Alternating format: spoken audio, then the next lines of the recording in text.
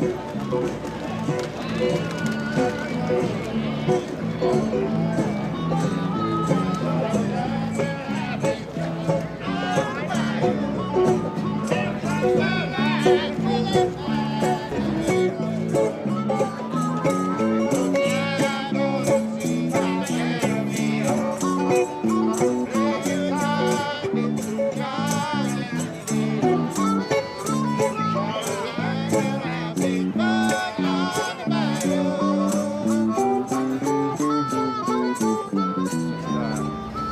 2007, in 18 months, I lost literally everyone in my life. My mother came down with dementia, went to settle her affairs in Florida. My brother got sick and died. 3 of my best friends got sick and died. And I got through all that fine, and then my wife died in my arms at 38 years old, and I freaking snapped, you know. Well, my situation isn't typical of most people out here, and that, you know, I have a master's degree, I have 2 bachelor's degrees, you know, I worked my whole life. I got my master's from Rochester Institute of Technology, RIT. I have a bachelor's from Cornell, bachelor's from U of R. You know RIT, right? Yeah. It's like What arguably the best school in the world for the field. Yeah. I worked for Impact Visuals, and then Archive Photo, and then Getty Images. It was good for a long period of time.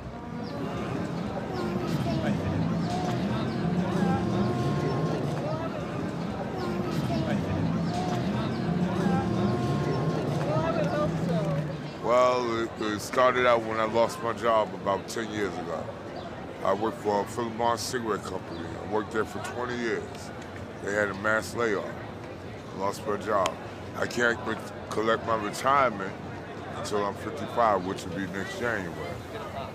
I had back problems, so I started collecting disability.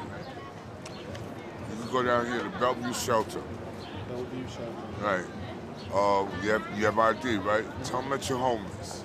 Just go stay for a couple of nights just to see what the shelter system looks like. I'll give you, for example, in Brooklyn, they have a place called, we call it Castle Grayskull, Bedford, Atlanta. That is the worst shelter. So you might get thrown out a window over there. The security guards do not go into the dorms, so like that's the dorm doors. Yo, I have walked in there one night, the dude was sitting smoking crack, and the door opened and he just, like nobody, you know, it could have been, like I could have been security, you know? Security doesn't go inside, doesn't mess with it. I've heard instances of people being thrown out a window, robbed up in there. If you have any valuables and you lock them up in your locker, they will come and rob you while you sleep. And the shelter system was just, I mean, I just got taken for a ride. I brought like 3 Armani Black Label suits there that were, I mean, I was robbed over and over and over again by people that live in the shelters. That's one thing, but the staff ended up stealing all my things, and that's just, I will never go back. I spent the whole winter outside because I will not go back. When I called the police on it, and they called me a liar. I don't think, I can never recall ever being called a liar in my life. And it's like they stole not just the suits. I had an iPod, a television set, my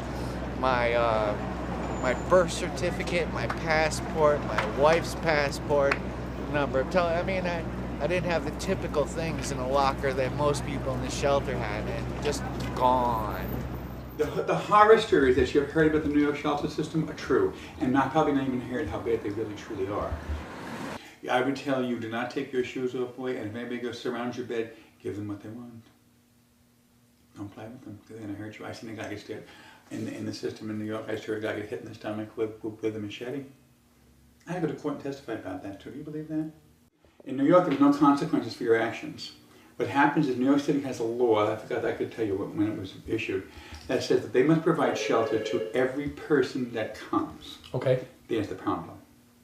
Because you have to take everybody that comes to your door. So that's why when people go into the New York shelter system, here's a sandwich, here's a bed, good night, get up and leave. So they're not eradicating the problem in any way, shape, or form. They're not trying to do anything. And again, in fairness to them, the law says they have to take everybody. See, and now when you cross the river over here to New Jersey doesn't have that law in any city or county.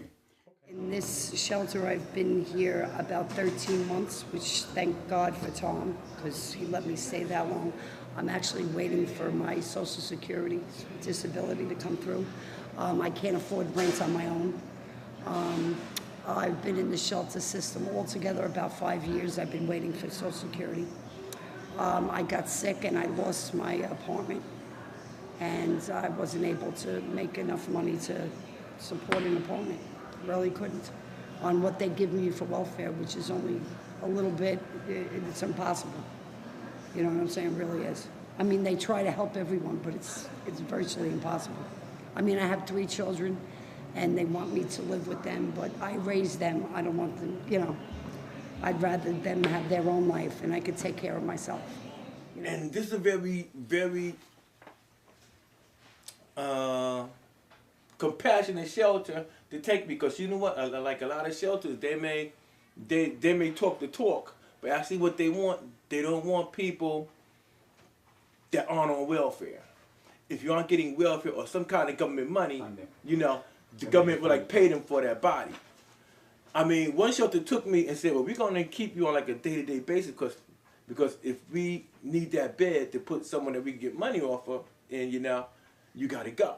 And so I said, day-to-day basis. They said, well, you might have a couple weeks here. I was in there 4 days, you know.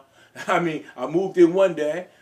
I went out looking for a job the next day. I came back and there was a letter on my bed. You got to leave the next day. Take your stuff with you because we need that bed.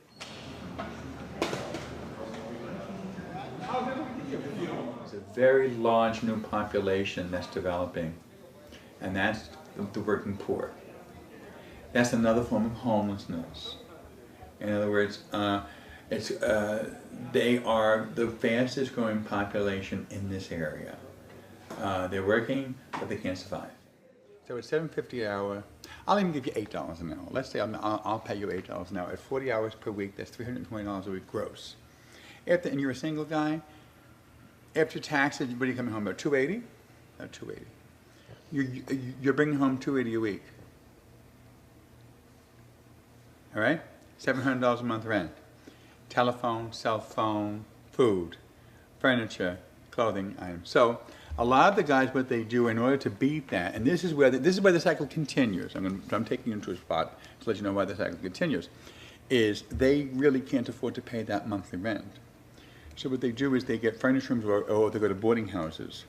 When you're living in a furnished room, you have no protection. There are no rights. And the reason for that is because you don't own anything. It's my furniture, not yours. Okay? So rents are payable weekly. Now, what happens a lot of times here, a lot of the buildings right around here, there's 2 buildings in particular that I know of. What they do, if your rent is due at 6 p.m. on Friday night, if you don't have it at 6 p.m., they lock you out. And they can do that legally. So now you're locked out. Now guess what you have to do? You have to pay them a penalty. Yeah, you have to repay the security. They keep your security. They keep everything, and you got to start all over again instead of being. They don't give you no credit for being there or no credit for paying. And then recently, I just started back to work about 2 weeks ago. So now I'm working 40 hours a week. I get up at 5 o'clock in the morning and I go from here to Fairlawn. 2 buses every day. You know, and it takes me an hour and 45 minutes each way. So I'm spending about 13, 14 hours a day awake trying to make money to make sure we got, you know, food and everything. Or not even so much food, but a place to stay. And it gets to the point where, I mean, the rent's so high I can't even afford food. So we have to come here. And, you know, I don't come here out of choice. I come here out of necessity. I mean, that's all it is. I mean, you have to put your nose down. You have to do what you got to do. I'm only 32 years old. I feel like I'm 45. You know, it's hard. It really is. How long would you say you've been going through the cycle? Since 2005. I've had the same job when I moved up here. I had the same job. I was laid off for 1 year and 3 months. And even with me still working, you know, It's just enough just to get by.